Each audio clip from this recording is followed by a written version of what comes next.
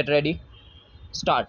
As our chairman reminded you, our neighbors now are all the countries of the world, so that we cannot relate our foreign policy just to a few countries around us, but have to think of practically every country in the world and take into consideration all the possible areas of conflict, trade, economic interest, etc. stop. It has been recognized now that if there is a conflict on a big scale anywhere in the world, it is apt to spread all over the world.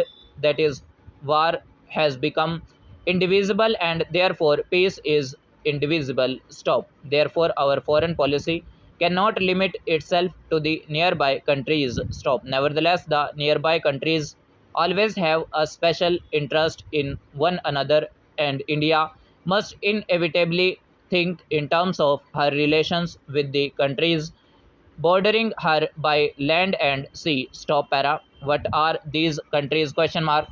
If you start from the left, Pakistan, I would also include Afghanistan, although it does not touch India's borders, Tibet and China, Nepal, Burma, Indonesia, and Shillong. Stop. In regard to Pakistan, position has been a very peculiar one owing the to the way Pakistan was formed and India was upset, that you all know, but something much deeper, and that is a complete emotional upset of all the people in India and Pakistan because of this. Stop. It is a very difficult thing to deal with, a psychological thing which cannot be dealt with superficially. Stop. A year and a half or more has passed and there is no doubt at all that our relations have improved and are improving. Stop. There is also no doubt at all in my mind that it is inevitable for India and Pakistan to have close relations sometimes or other in the future. Stop para.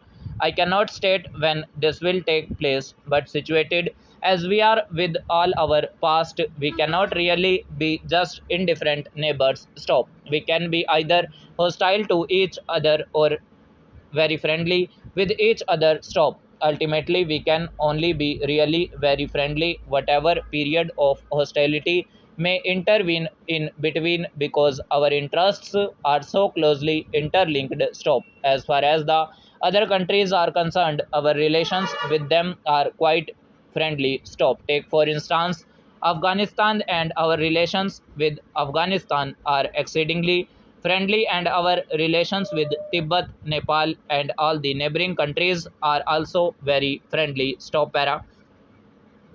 If our neighboring countries have, in a sense, the first place in our minds, then the second place goes to the other countries of Asia with whom we are also fairly intimately connected. Stop. Now, India is very curiously placed in Asia, and her history has been governed a great deal by the geographical factor plus other factors. Stop. Whichever problem in Asia you may take up somehow or other, India comes into the picture. Stop. Whether you think in terms of China or the Middle East or Southeast Asia, India immediately by comes into the picture. Stop. It is so situated that because of past history, traditions, etc., in regard to any major problem of a country or group of countries of Asia, India has to be considered. Stop. Whether it is a problem of defense or trade or industry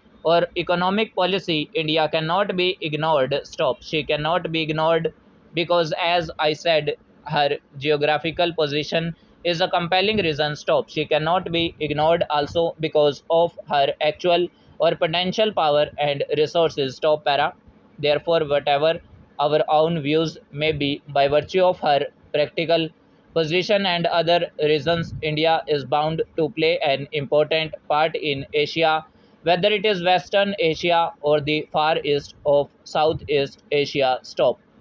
It so happens, of course, that even culturally speaking, our bonds are very great with all these parts of Asia, whether it is Western Asia or the far east of Southeast Asia, and these bonds are very old and very persistent. Stop para. A very curious thing happened when, roughly speaking, British power came to India and British dominion was established here. Stop. This was the reason why we were cut off from our neighboring countries of Asia. Stop. Our contacts were then with England across the seas, and while to some extent we struggled against them domination and resented those contracts, nevertheless, they were there, and we saw the world more and more through that window, the British window. Storm. Very few people went to the other Asian countries from India, and very few came here from their stop. And even those